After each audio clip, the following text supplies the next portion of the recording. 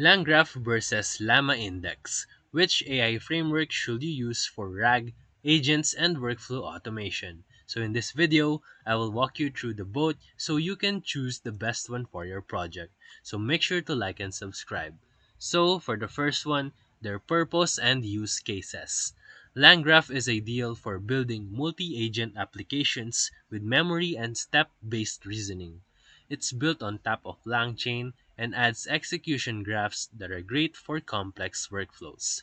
On the other hand, LlamaIndex is at connecting LLMs to external data through indexing and retrieval-augmented generation.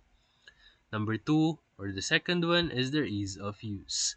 LangGraph uses declarative Python to define workflows. It's relatively easy if you are familiar with LangChain, while LlamaIndex is straightforward and modular, with tons of pre-built components for ingesting and querying your data.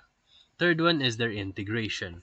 LangGraph integrates tightly with LangChain and supports streaming, memory handling, and parallel tasks, while LlamaIndex integrates well with vector databases and works great for semantic search, document QA, and data agents. Fourth one is the community and documentation. Both of them are well documented, but LlamaIndex has broader use cases, so you will find more starter templates and community support.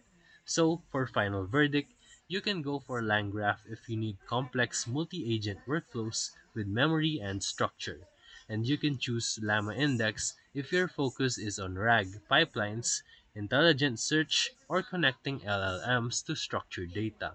So if this video helped you, feel free to like and subscribe for more videos. Thank you for watching.